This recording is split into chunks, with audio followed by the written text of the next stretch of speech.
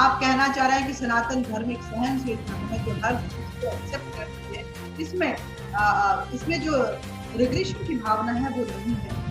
ओवैसी साहब से ये भी गुजारिश है कि अगर टोपी पहन के जाना संसद में अगर सांप्रदायिकता नहीं है, और पार्लियामेंट के गलियारे में जब वक्त होता है या किसी कमरे में अगर नमाज अदा करना ये सांप्रदायिकता नहीं है, तो भगवान राम के लिए भूमि पूजन करना, उनको भगवान के लिए पूजा पाठ करना सांप्रदायिकता कैसे? मैं उनको यही बोल रही हूँ कि ये ओवैसी साहब को समझना चाहिए कि सांप्रदायिकता इधर नहीं, प्रधानमंत्री नहीं, बल्कि वो खुद फैलाते हैं। जब अपनी टोपी पहनकर संसद में जाते हैं तो एक सांप्रदायिक पहचान के साथ जाते हैं, और जब वो वक्त होने पे नमाज अदा करते हैं उसी संसद में, तो वहाँ पे ये बताते हैं कि हाँ मैं मुसलमान हूँ, मैं सांसद नहीं, मैं इस देश का जनप्रतिनिधि नहीं बल्कि एक मुस्लिम जनप्रतिनिधि हूँ।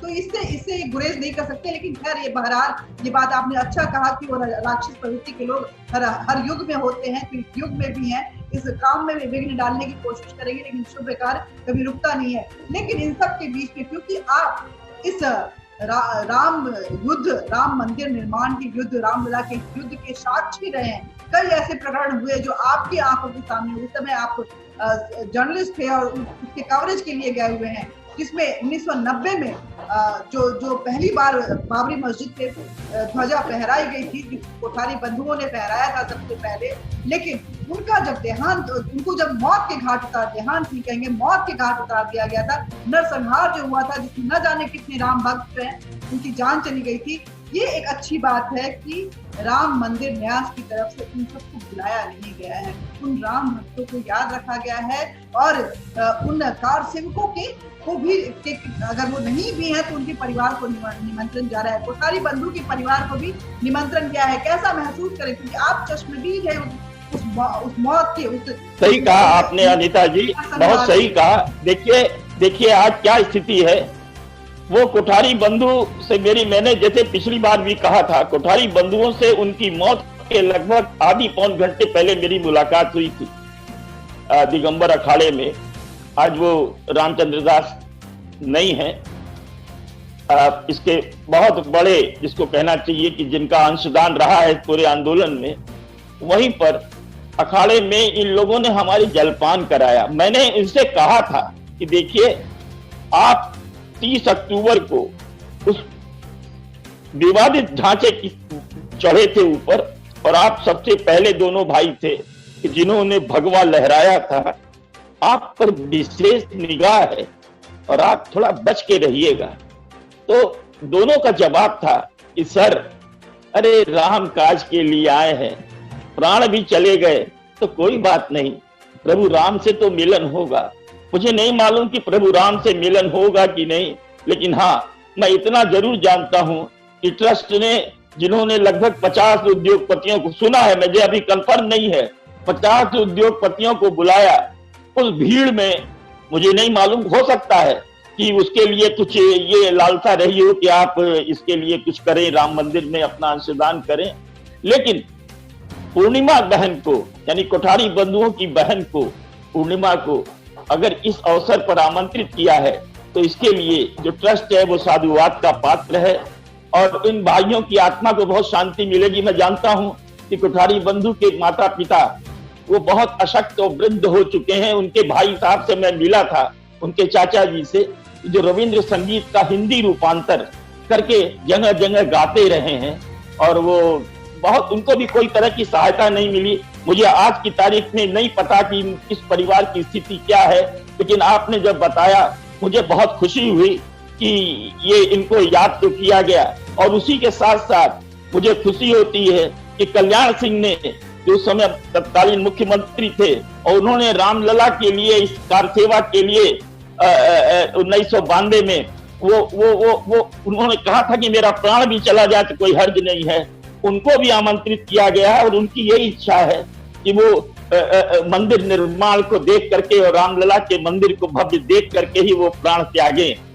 और रितंभरा है, बड़ी शेरनी की तरह दहाड़ती थी, उनको बुलाया गया है।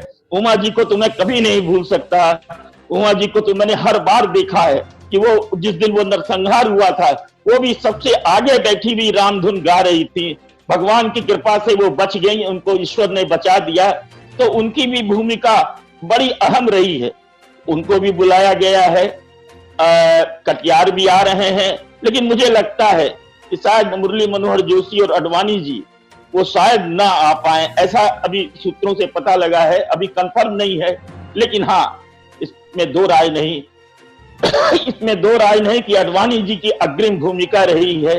हम भूल नहीं सकते कि उनकी जो वो यात्रा थी रामलला के लिए, वो यात्रा थी जिसके की वो के सारथी आज हमारे देश के प्रधानमंत्री हैं। और मैं यहाँ भी कहना चाहूंगा अनिता आपसे कि 1991 में मोदी जी अयोध्या जब आए थे तो मुरली मनोहर जोशी के साथ थे और उनसे उनका परिचय कराया था जोशी जी ने कि देखिए ये गुजरात से आए हुए हमारे बड़े कर्मठ नेता हैं, बड़े जिसको कहना चाहिए कि तेवरों वाले नेता हैं और हमारी एक चुनाव समिति के अहम सदस्य हैं।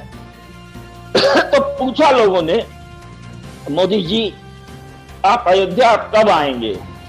मोदी जी ने कहा कि जब राम मंदिर बनेगा उस समय मैं अयोध्या आऊंगा। मुझे लगता है कि शायद वाणी में सरस्वती का वास था। और आप देखिए कि उसके अलावा 1991 से लेकर के और आप ये देख लीजिए लगभग 29 वर्ष तक वो कभी अयोध्या नहीं आए, लेकिन आज अयोध्या वो आ रहे हैं तो अपना वादा पूरा करने के लिए, रामलला में के चरणों में शीश नवाने के लिए, भूमि पूजन करने के लिए और नींव का वो पत्थर रखने के लिए, तो इतिहास में स्वर्णाक्षरों में लिखा जाएगा। अनीता, बहुत बहुत शुक्रिया पद्मपति शर्मा जी आपका इतनी सारी जानकारी देने के लिए। बहुत सारी चीजें जिसकी आप प्रस्तुति रहे वो बताते हैं तो ऐसा लगता है कि जब आप उस दृश्य को देख रहे होंगे, उसको जी रहे होंगे, तो क्या वो वक्त रहा होगा और कितनी रोकें खड़ी हो रही होंगी उस वक्त में कवरेज कर रहे होंगे। आपको भी बहुत बहुत प्रणाम है कि आप उस इतिहास के साक्षी हैं जिसे आज हमारे युगों तक हमारे जो आने वाली पीढ़ियां पढ़ेंगी। लेकिन इस देश को बहुत बहुत बहुत बधाई कि राम मंदिर का निर्माण होने जा रहा है, अयोध्या सज चुकी है, राम दरबार सज चुका है और पूरे शोर शराबों के साथ, पूरे शबाब के साथ अयोध्या जो है इस निर्माण का वेलकम करने के लिए तैयार है। प्रधानमंत्री मोदी जो है खुद वो इसका भूमि पूजन करने जा रहे हैं। 29 साल बाद, जैसा कि आपने बताया, वो अयोध्या पहुंचेंगे और अपने वादों के साथ पहुंचेंगे कि मंदिर निर्माण जो है वो होगा, भव्य मंदिर बनने जा रहा है जिसके जो एक पूरे विश्व में एक मिसाल कायम करने जा रहा है। और इसकी चश्मे भले ही आडवाणी जी और मुरली मनोहर जोशी जी जो कि इस रथ यात्रा के सारथी रहे थे नहीं रहेंगे, शायद उनकी उम्र भी बहुत हो गई है और वक्त ऐसा है कि कोरोना का एक जो वायरस है वो महामारी के रूप में आया हुआ है। उनकी सुरक्षा भी बहुत जरूरी है क्योंकि बुजुर्गों की इम्यूनिटी को देखते हुए कोरोना उन पर सबसे ज्यादा प्रहार करता है। अगर वो नहीं आएंगे या उनको नहीं आने दिया जाएगा तो कहीं ना कहीं उनकी सुरक्षा की वजह से ही उनके ऊपर उनके लिए ये अप्लाई किया जाएगा। तो इसके लिए कोई राजनीति नहीं होनी चाहिए क्योंकि आडवाणी जी के योगदान को कोई भुला नहीं सकता, मुरली मनोहर जोशी जी के योगदान को कोई भुला नहीं जा सकता। लेकिन जो प्रधानमंत्री नरेंद्र मोदी के कार्यकाल में जो कार्य स्थापित हुआ है उसके लिए भारतवर्ष जो है उनका शुक्रगुजार हमेशा रहेगा। राम मंदिर बनने जा रहा है। जय श्री राम के साथ ही इस कार्यक्रम को यहीं पे समाप्त करते हैं। लेकिन आप हमारे चैनल को सब्सक्राइब जरूर करें, बेल बटन दबाएं और लाइक जरूर करें। साथ ही कमेंट बॉक्स में कमेंट जरूर लिखें, अगर हो सके तो ईमेल करें कि आखिर आप हमसे किन मुद्दों पे बातचीत करना चाहते हैं और कैसे जुड़ना चाहते हैं, हमारे में और क्या बदलाव देखना चाहते हैं। नमस्कार।